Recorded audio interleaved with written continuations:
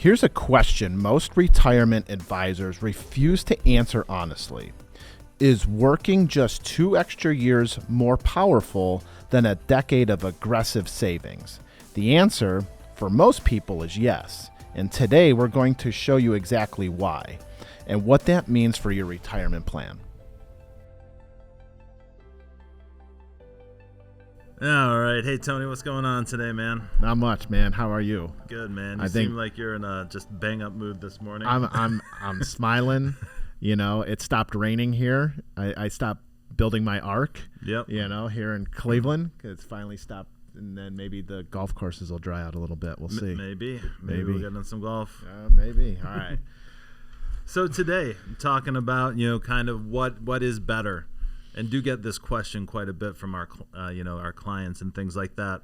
So, what is better? Is it better to kind of save more as you go, kind of aggressively save, really tighten the belt? Or is it better just to work a year or two longer than you were planning on? So, this is a good planning topic here, and we cover it with a lot of our clients. So let me ask you a question. So, as we discovered, this topic, and before we did any research into, how this is going to work, what would your immediate reaction be? Like you didn't do any math. You're just thinking in your head, just doing some high level calculations, math, blah blah blah. What would you say first? I'd say probably aggressively saving. Me too. Mm-hmm. And I think our notes are telling us differently. So let's peel back this onion. Yeah, let's do it. So, let's start about. So we both thought, hey, aggressively saving might be better, right? And then we dug into it with a couple case studies here. So what are the benefits of working longer, right? Well, there's actually a few hidden benefits in there that we probably didn't think about, offhand. Obviously. You get more contributions, right? You're going to work an extra 2 years. You're going to have an extra 2 years of contributions. But I think what a lot of people don't realize is that you have more time for growth, but you're also not taking money out of your retirement accounts to spend on your retirement. Right. There's a mortality factor. Mm-hmm. If you're working 2 extra years longer, you have 2 less years of spending your retirement Absolutely. money, right? Yep. So I kind of view it that way. And so what is, so hang on a second. What is a 401k max? So the contributions are, let's see here, 24.5. Yeah, I was gonna but say 24. when you kick in the over 50. Yep, the over 50, that's another 8. So we're looking at 32.5, and I'm not even going to get into those people that are 60 to 63. Yeah. We're just going to keep this very simple. So you're working 2 extra years. And so high level math is telling me that is $65,000 more that you're going to save. So let's back up and say, hey, I'm just going to do my 401k. And then you got, player B that says, I'm going to do my 401k and I'm going to max out my traditionals, and then any extra money I'm going to put in a non-qualified brokerage account. Man, I mean, like, hypothetically, we are a nation of bad savers. All right. So how many people actually have the discipline to say, okay, I'm going to save $6,000 for 10 years additionally to my 401k, or I'm going to just work 2 more years and make that money up. Yep. That's a long runway. A lot of things can happen in 10 years.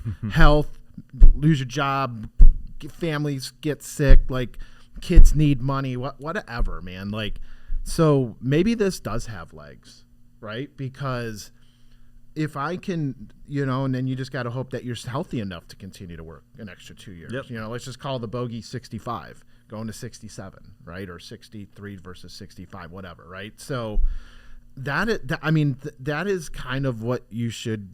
That's the mentality. Like, you just saved 65 grand in 2 years versus, hey, I'm already doing that, but I got to save somehow an extra 6 grand. Right.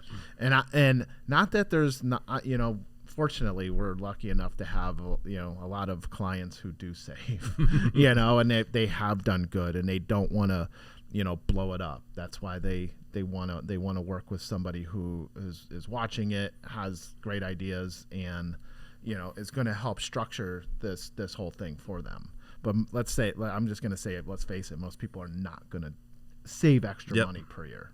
So that's what I'm trying to get at. And then you got additional growth on your 401k, or I'm sorry, your Social Security. Yep. Right. You're going to be taking it later, so there's extra growth there if it's still there when you get there, so it doesn't run out of money. But so like I think those are. I think that's the easiest lens to look through it. You're either going to save an additional 6 grand per year on top of everything, on top of the max out, or you're just going to work 2 more years and max out the 401k. Yep, absolutely. And, I think you did a pretty good job of comparing and contrasting there. So I don't even know if we need to go through, the whole math about saving more, because you hit the nail on the head, right? What if you're already maxing out? You're at the end of your career, right? And you're already maxing out your 401k plan. You can save, obviously, into non-qualified accounts, but it's not going to be as tax efficient. But I think you hit the nail on the head. It's the lifestyle cost, right? All right, gold star for me. Yeah, you nailed it. I love it. Thank you. There's 2 very big things, and the longer I work and the longer I live, it becomes more apparent that trying to scrimp and save and cut every single corner that you possibly can, every single day, kind of wears down on you mentally, right? Right. If you are spending $100,000 and you're right up to that every single year, and now you're trying to spend, $88,000, what are you cutting out of there, right? Right. We can talk about $5 coffees all day long, but the fact of the matter is, probably a lot of people don't have a lot of, wiggle room if they're, in that bracket. Yep. So, and like Tony just said, if you have that, if you have a longer runway, I think between 65 and 67 is the perfect example, right? Because, that extra 2 years of working will get you then to Social Security, your full retirement age essentially. So you're also maxing out on that Social Security benefit, while saving more to fund your retirement. Yep. So let's hit the Social Security angle then, right? Yep. Mm-hmm. Because that is a variable change based on how the rules are written today.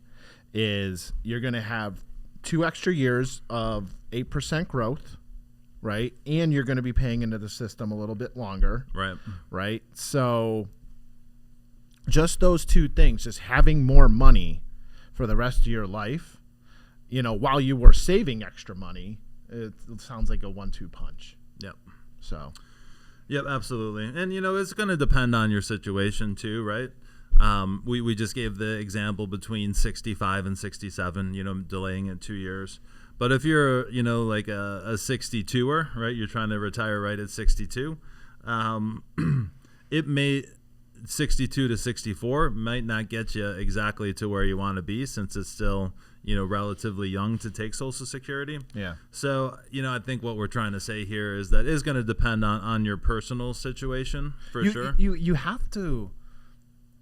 You should look at it this way, is that, man, you should look at Social Security as that component that is going to, I don't want to say prevent you from doing it, but I'm going to say it like it's going to prevent you from tapping into your retirement accounts aggressively. Right. And that's a big deal, because not every year the market's not going to melt up. So just giving yourself that 2 extra years, that extra growth of 8% plus the COLAs and everything, like you're just going to have more money, and you're not going to have to aggressively tap in to your retirement accounts. For sure. And I think, we talk about it fairly frequently here, but this is where your financial plan comes into play too. When we're sitting down with our clients, we're not trying to, put a plan together that's barely going to get them across the finish line, right, if everything goes correct, right?